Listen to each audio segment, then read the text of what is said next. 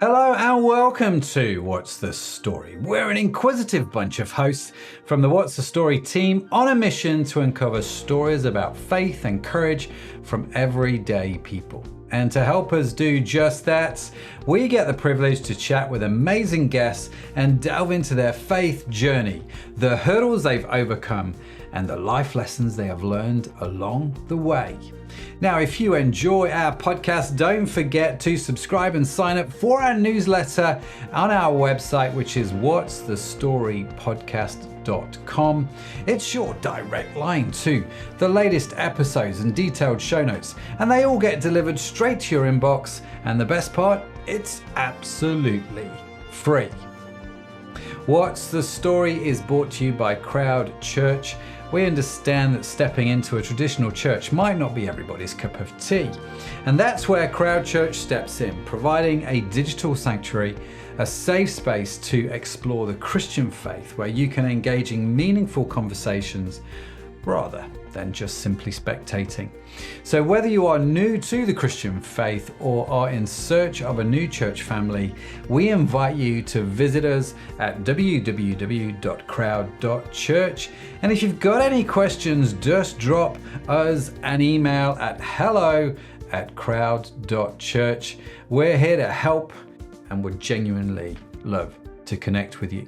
And now, without further ado, let's meet your host and our very special guest for today.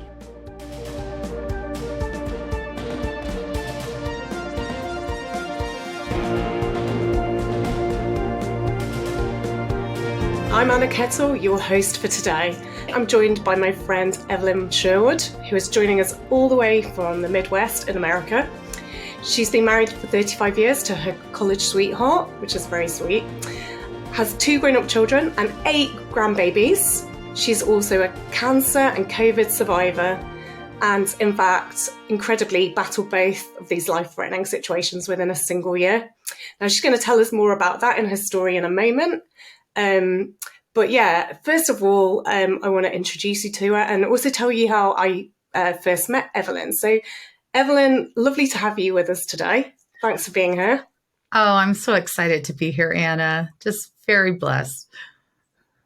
So Evelyn is someone who I actually first came across a few years ago through Hope Writers, which is a writers community we're both part of. That's right, isn't it, Evelyn? Yeah. And I think we kind of immediately hit it off and connected because we're both writing and blogging at the time about very similar subjects around finding God's hope in the middle of hard things. And even though we were in quite different life stages and situations and facing different kinds of hard, it was just like a heartbeat that we were both sharing and blogging and writing about. So I think we really bonded over that, didn't we, actually?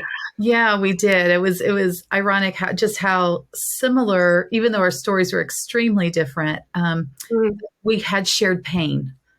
And understood what it meant to suffer and not have answers and to be able to wrestle through that, still hanging on to hope. And I think that just bonded us very quickly. Yeah. So I'm really excited to have you on the show today and for other people to hear your story because it is quite remarkable, really. So thank you so much for being here. And there's so many things I obviously want to ask you about today. You know, obviously the 2 big C's that we just discussed, COVID and cancer. But I suppose, and we will get into all of that in a minute, but I suppose we should probably start a bit more at the beginning of your story, just because I'm aware not all of the listeners today will know you, will know much about you. So I suppose it'd be really helpful if you just tell us a little bit about your background, who you are, and just kind of where it all began, like how did your faith journey begin, and if there were any key times that stood out for you.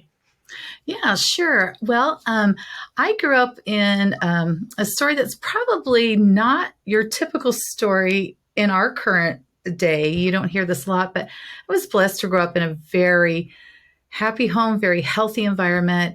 But neither my mom nor dad knew the Lord. They had a religion, but they didn't know that you could have a relationship with Jesus. And my mom just met some ladies from a church and they invited her to come. And so I was real little at the time. And so my mom and I rode a church bus to go to church. And my mom, for the first time, heard that Jesus loved her and she could have a relationship by just saying yes to his sacrifice on Calvary and just starting following him. And she did. And my dad was very resistant for a while. And about a year later, though, he went to church to get some of the men off of his back that kept inviting him. But he heard a sermon that day that about the woman who had the issue of blood. And she just said, if I could just touch the hem of his garment. And my dad had grown up in an alcoholic family and no close relationships, didn't know about intimacy. And it was the first time he ever experienced and heard that story. And he gave his heart to the Lord. He said, I want that. And so I was like 4 years old when all this is taking place, 4 or 5 years old. And then about a year later, my dad was like, I have to preach this message. So he went off to Bible college.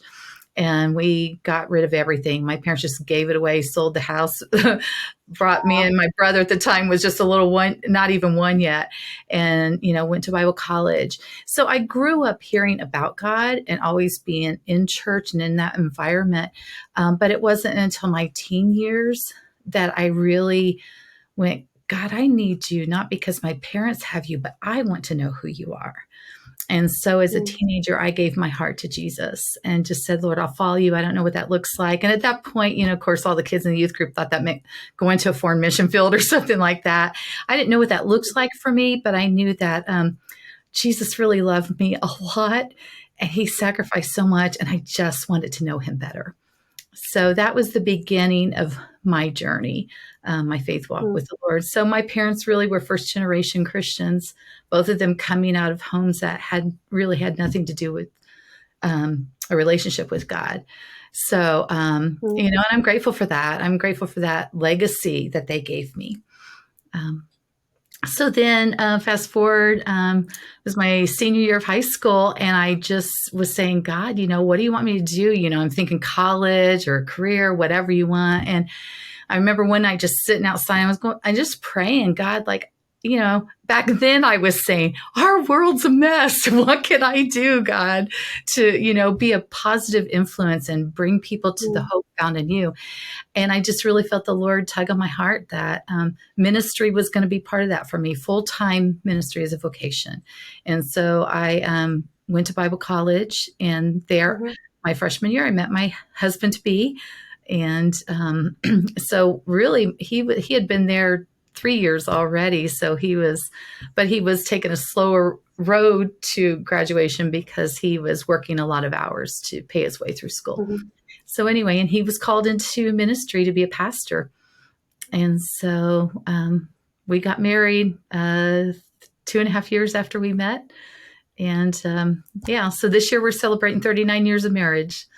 And wow. Congratulations. Yeah, thanks. So currently the church that we are at in the Midwest, we're a little town called Kokomo, Indiana, and we have been at our church for going into 27 years now, the one that we're at. Wow. So prior to that, we did a lot of children's ministry, youth ministry, young adult ministry, and we weren't really looking for a church that he would be the senior pastor, but God, through a lot of other circumstances, which is another whole story, brought us here. And it has been a fantastic experience. So, yeah. So we have... that's awesome. Yeah. So that's awesome. It's great to know a little bit about your background, because I didn't know all that about you, actually. And yeah, just a real journey that God brought your family on, really, isn't it? And now... just such a legacy as well, like all those years of ministry and stuff. So it's awesome. And, still many years ahead of you, I'm sure. So, So, I mean, that's great background. And, but it's not always been easy, has it? I mean, no faith walk is all easy. There's been ups and downs. And I know we touched on this before, but there's been some major health challenges for you guys over the years, but particularly in the last few years. And, sure. The first one of those was health problems with your husband and also with COVID. And can you tell us a little bit more? Could you unpack some of that for us?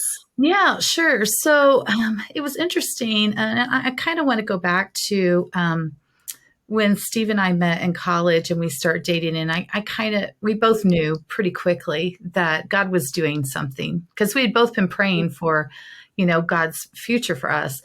And there came a point after we had gotten engaged when Steve was sharing with me some issues that he had, health issues. He had damage done to his back. He had an injury, and it caused some spasms that oftentimes look like seizures.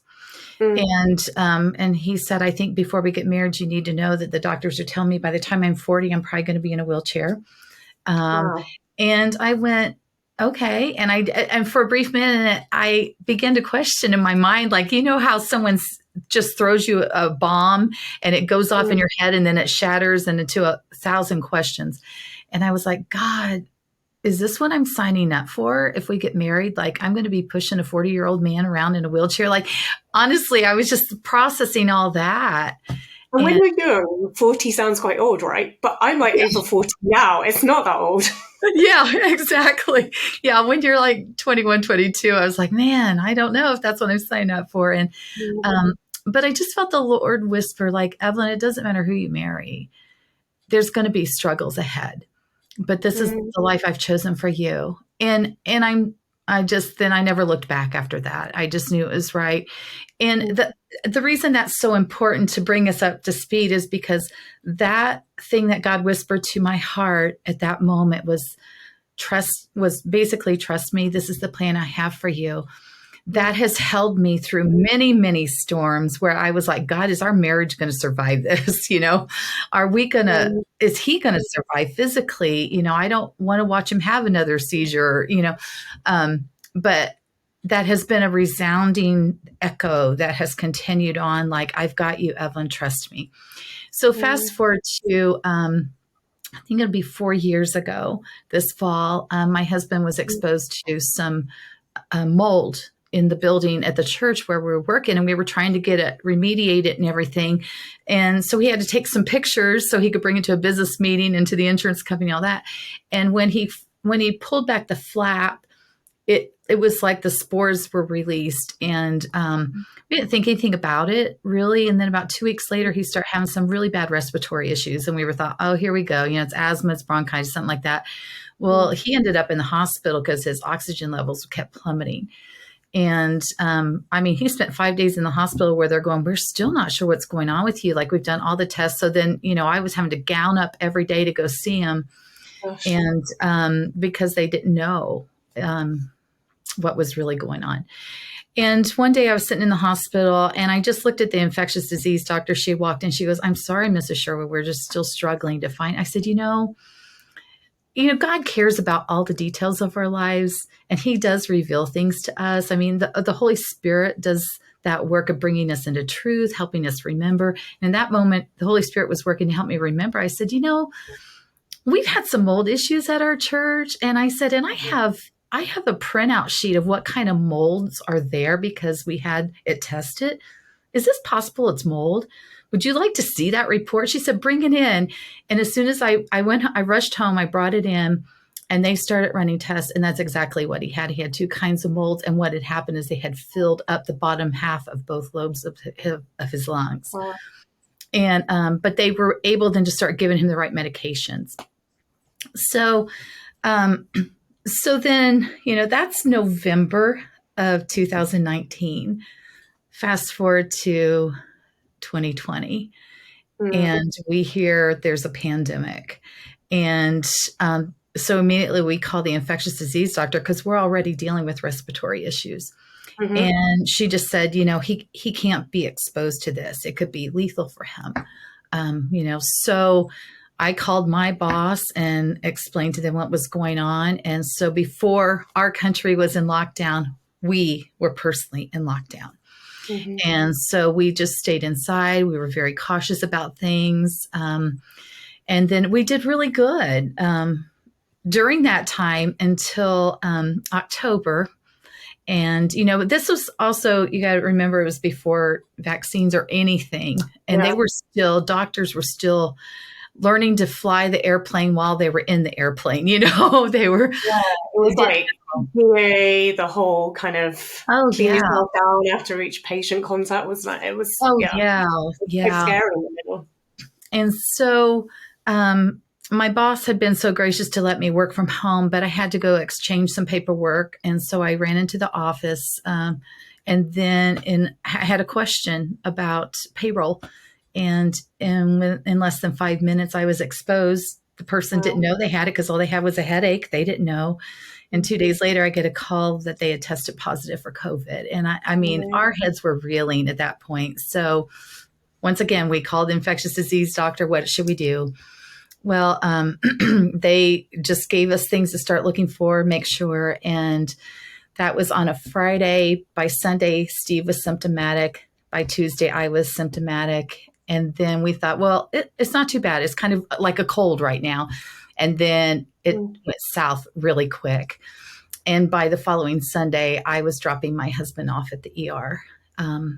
And I'll never forget that moment. Just because I couldn't go in with him. I had to drop him off at the emergency room. And I just remember watching him walk that long corridor into the hospital. And I sat in the car and I sobbed and sobbed. And I was going, God, did I get him here on time? Will he make it? Will I ever see him again? And so through tear-stained eyes, I drove home, very sick myself. And I pulled in the garage and I sat in the car and had a Christian radio station on, music was playing, but I wasn't really hearing at that time because I just was sobbing and going, God, is my husband going to survive? Will I ever see him? I was heartbroken. And then a song came on the radio, even if you don't, my hope is you alone. And I just felt God whisper to me, Evelyn, even if you didn't get here on time, if the outcome is not what you hope it will be, will you yet praise me? Do you really trust me? Am I worthy? Do you believe I'm good? And I broke because in a split second, I wasn't out there very long. It feels like it's like when eternity and our timeline collide. It felt like a long time, but I know it was just seconds that all those questions came flooding in. And I in the car, I just raised my hand and said, God, I will praise you. I will love you because you are my all in all. You are enough. And 2 days later, I was driving back to the hospital, admitting myself. So my husband and I were in the hospital at the same time. He was fighting in the ICU unit for his life. They almost lost him a couple times. But his doctor at that point, everybody was being ventilated. And she just had the sense not to ventilate him, to try to work through it in different ways. So she did. And then I was on what they called the COVID wing. And it was just a really weird time because all the doors stayed shut in the hospital. No one could come in and see you. My precious daughter, one day she sent me a text and she was standing outside my hospital room 2 floors down, but the parking lot was right there. She said, "Look down, Mom." And I looked down and she was down there waving at me, and it's just those things. You're just like, you're so desperate for connection. And there wasn't any, but God would send it in unexpected ways. So then, it's so tough, isn't it? Like that must have been so scary. I can't imagine and being separated from each other as well.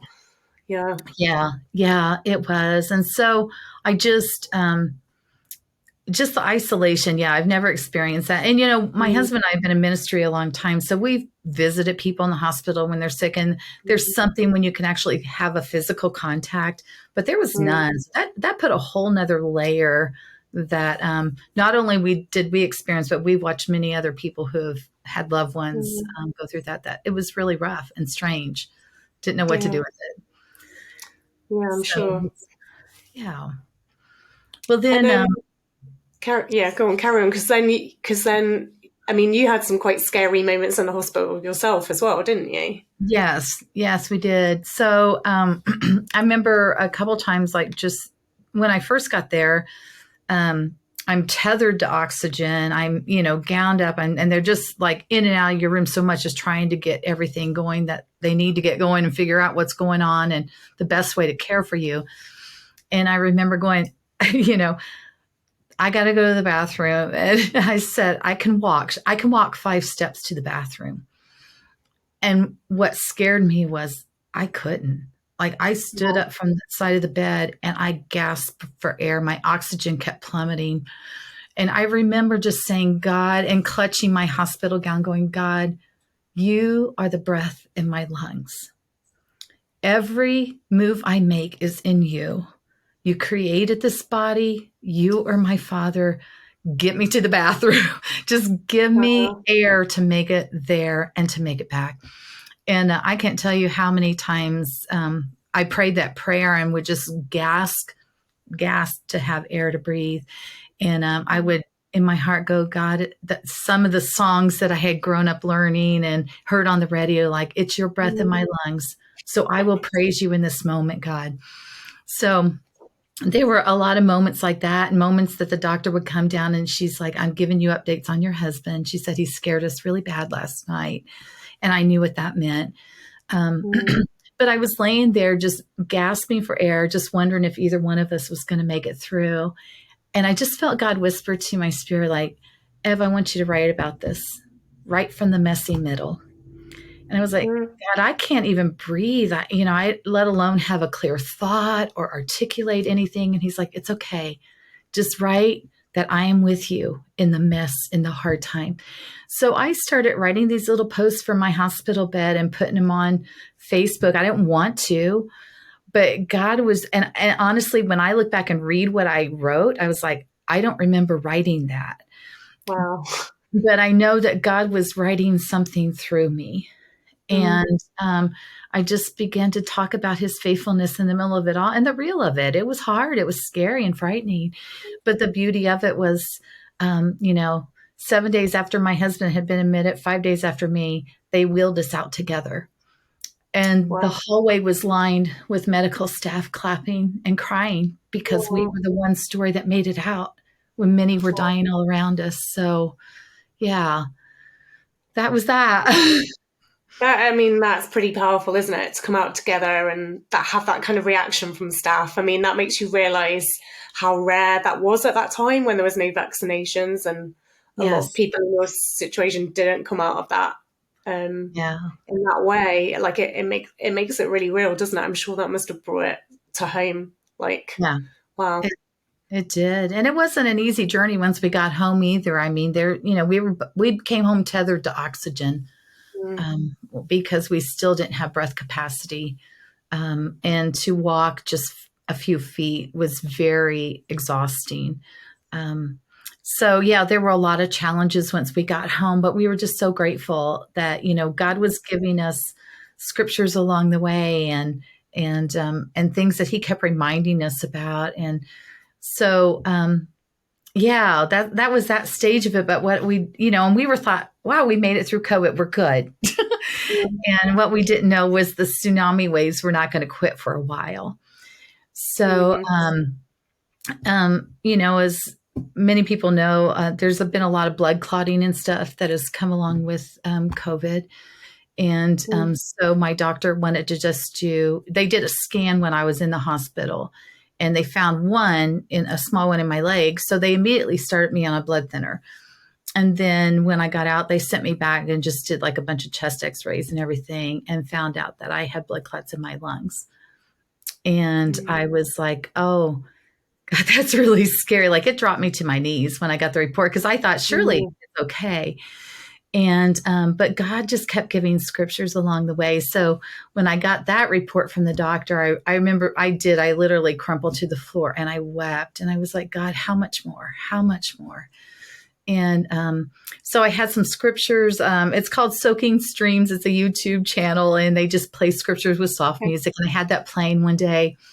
And, every time I walked in the room and then walked back out, like the same scripture was on repeat. And I was like, I know that's not how this works, but why? And it was, you will not die, but you will live and declare the works of the Lord. And I went, okay, God, that's your word for me right now to anchor to as I walk through this valley. And then, so at the same time, we're caring for my dad as well, who had his own diagnosis going on. But so anyway, 6 months of medication, I went back in and the blood clots were gone. But when they did a CT scan, they discovered in my uterus that I had a spot, and that started another whole journey. So, yeah.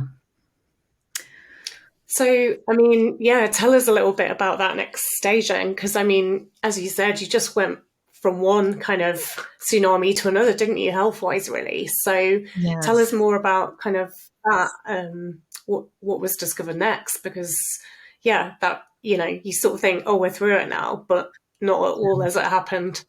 Yeah, no, that wasn't at all. You know, sometimes you think that, well, I've punched my time card on suffering and this is going to stop now. Life's going to, yeah, life's going to coast along, and it just didn't. So, so I got the all clear with my lungs. So I started being a little more active, but then they started doing more testing to find out what was really going on and what they were seeing. And in the meantime, my dad's health took a drastic downward spiral, and he was diagnosed with pancreatic cancer. And so while I'm waiting for results on my test, I'm caring for my dad. And from 1 month to he was diagnosed, 1 month later, he passed away. And the day after he passed, I was back at the hospital having tests for things they were suspicious about in my own body. And so that just began another journey. Just, it was loss and hardship just piled up on top of each other. And it was like, you know, if you're in a swimming pool and the kids are, you know, get the waves going, or they're doing that little circle in it, and, you know, and you get dropped down under and you can't hardly get back up and catch your breath. And I just couldn't catch my breath. The waves just kept coming and coming. But they, you know, the short of it is they discovered I had cancer, uterine cancer. And that was not what I expected to hear. It shocked me pretty rough. And I remember those sitting in with my doctor, having that first appointment of like, what are we going to do? What are our next steps?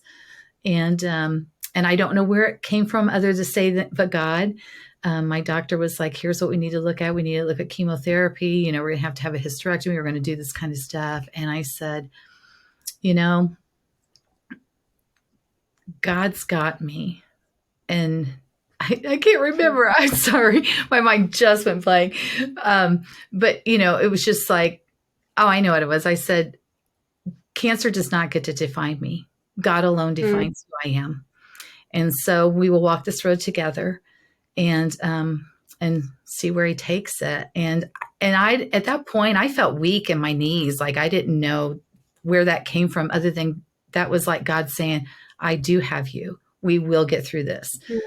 And so, so then I had surgery, and then I started chemotherapy, and yeah, that's been quite a journey, And it was, I mean, the thing is that all happened within such a short amount of time, didn't it? So I think you said COVID, then obviously your dad's diagnosis and yes, and you know, death from cancer, you know, and his passing, you were still grieving about that, and then being diagnosed and treated yourself. That was all within about a 9-month window or something, you said?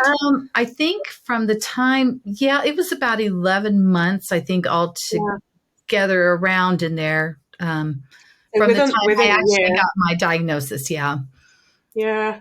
I mean, that is a lot. Like, that is a lot to deal with all in one go, and you're grieving your dad, and you're dealing with your own, you know, emotions around your own diagnosis as well. You're still recovering partly from the COVID stuff, and you know, that's a lot to deal with all at once. And I'm wondering, like, where did you see God at work in the midst of that? Like, you know, where did you see God moving? Well, you know, I have to be honest. I've always been a person that I believe in God. I believe in his word. And we've had our fair share of trials, but this was a tsunami of suffering. And I had never experienced anything to the point where I had nothing I could put to it to make it different. You know, like sometimes you can go through stuff and you can like push through, or, you know, you just pull up your bootstraps and go, well, we do this. But it was so much, so quick that the only thing I knew to do was cry out to God. even physically, like, and this was one of the things that I think I learned in all of that. Like, sometimes we think that we have to do for God in order to be accepted and loved by Him. And so we find all these things that we can do for God. I had nothing to give God. I had no strength.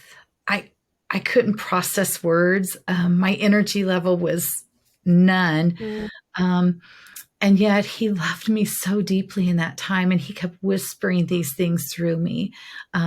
It would be the kindness of other people. They drop off a meal.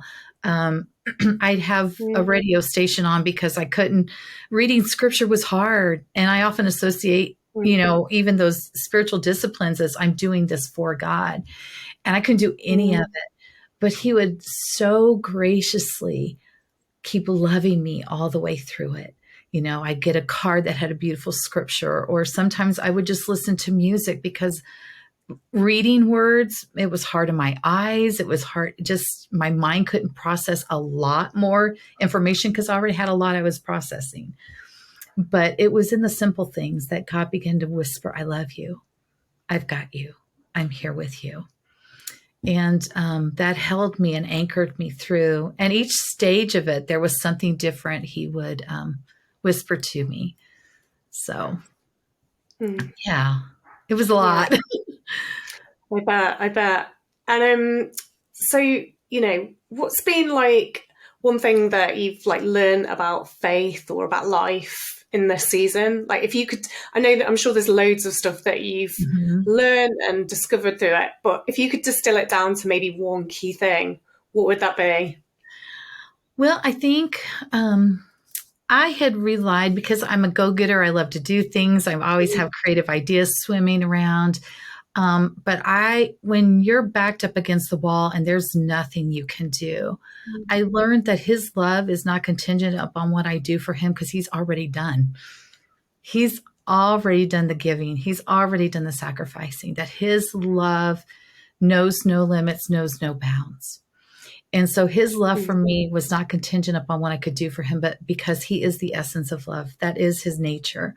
And then, so that was kind of, that began to flow more, and I went deeper. I had a concept of that, but it really, God began to drop the anchor of that truth in my heart. And the other thing was, when you can't do anything, there's surrender. And I remember God just saying, just whispering to me, and I keep looking up at my little dry erase board because I have it written down so I don't forget. God can do more in my surrender than I can with all my striving. So give me your loaves and your fish. And I went, wow, okay, God, I can work and work and work and never really do what you're calling me to do. It's just busy work. But when I surrender to you and follow you, and I've been thinking about that even more, I think, since the last time that we talked, that, when Jesus called His disciples, He said, follow me, I will make.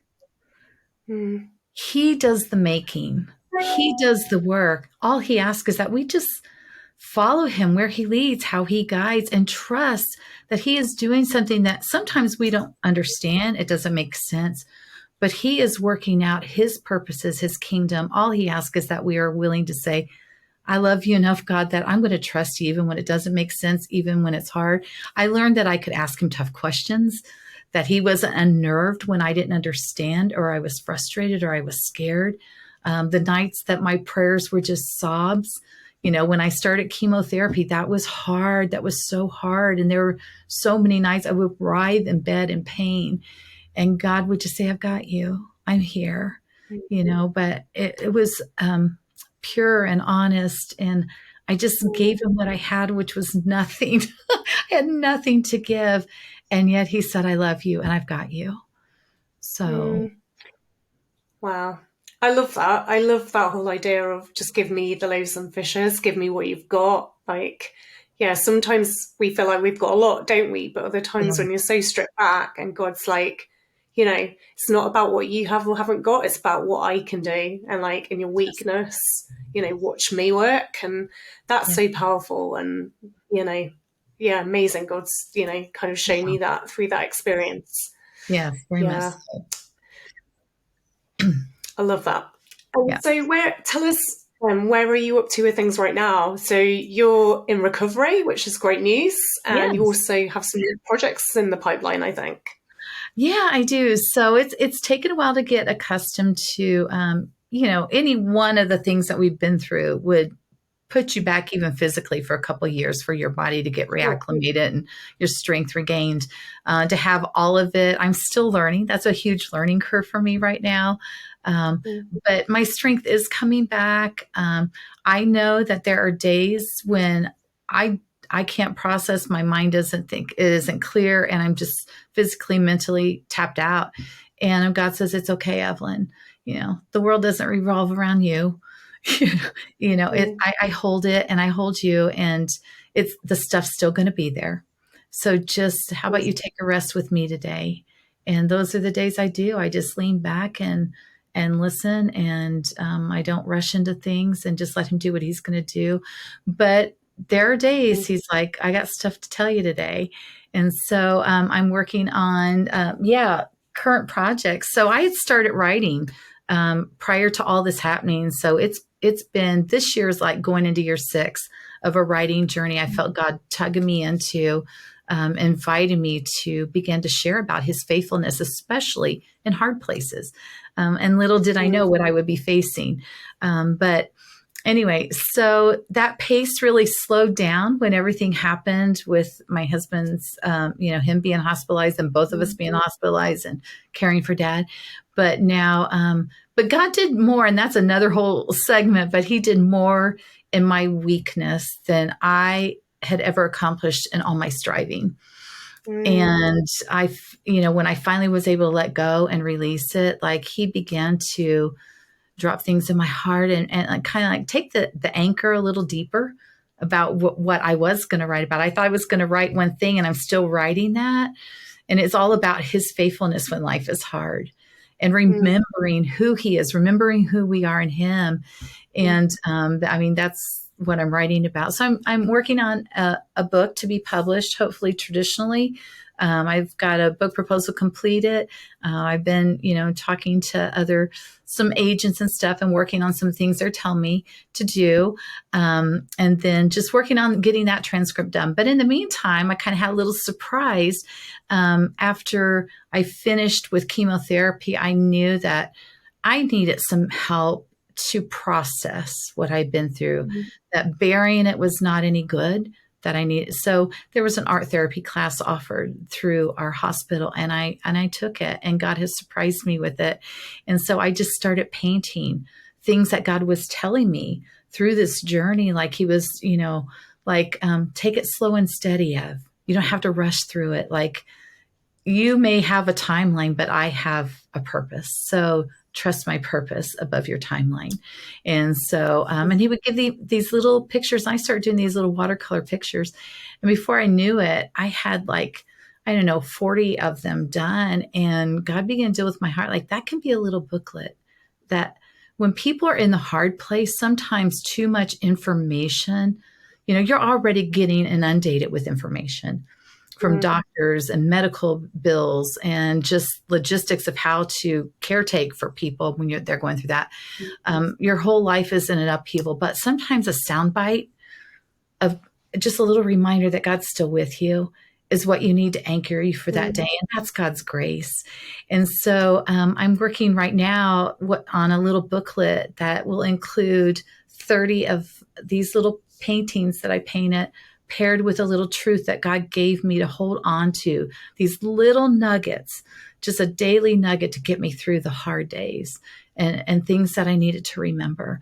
And so I'm working on that and trying to get that self-published. I will get that self-published. I'm trying to learn the logistics of that. I'll put it that way. But yeah, so that's kind of awesome.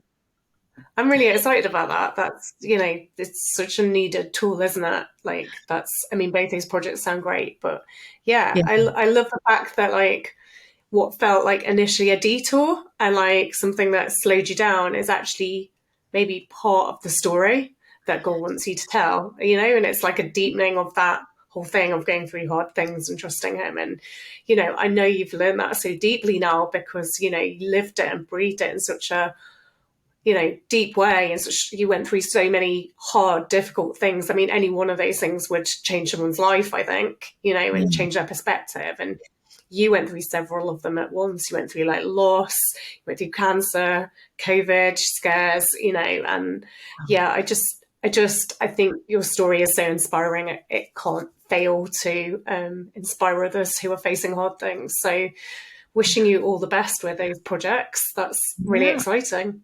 Yeah, thank you. I appreciate it.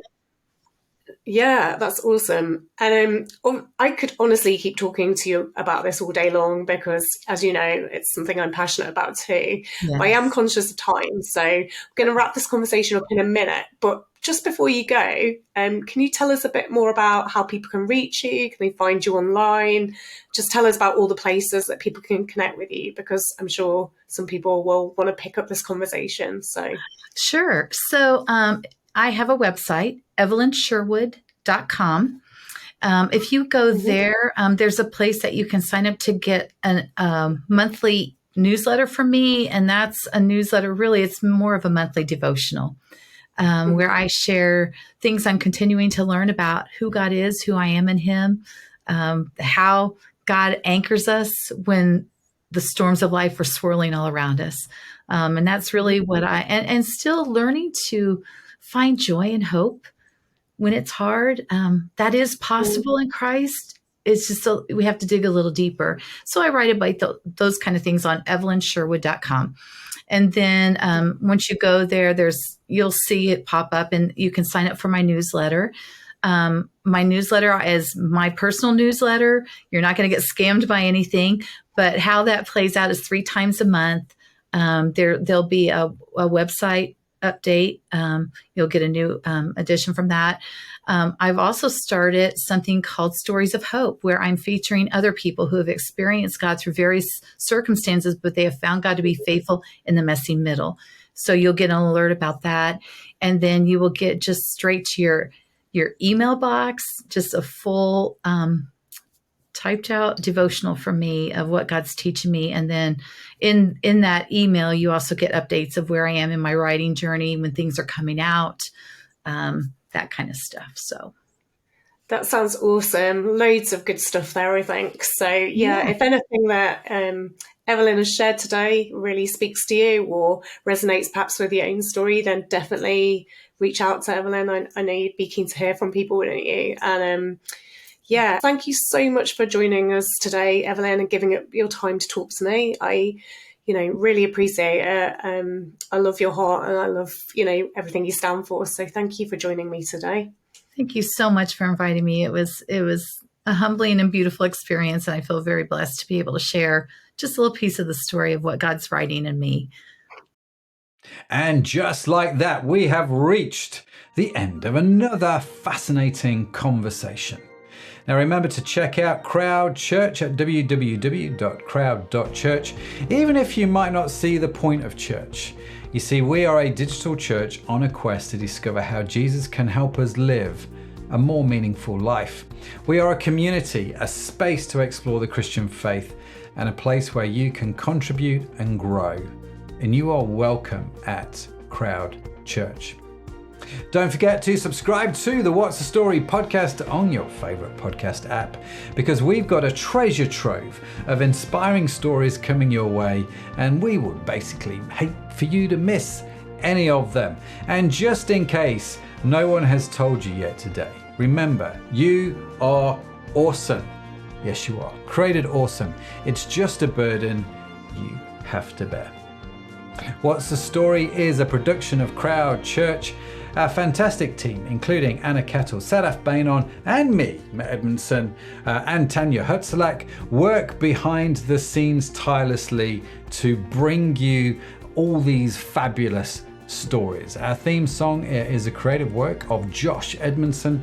And if you're interested in the transcript or show notes, head over to our website, whatsthestorypodcast.com. And whilst you're there, sign up for our free weekly newsletter to get all of this goodness delivered straight to your inbox. So that's it from all of us this week here at What's the Story. Thank you so much for joining us. Have a fantastic week wherever you are in the world. We'll catch you next time. Bye for now.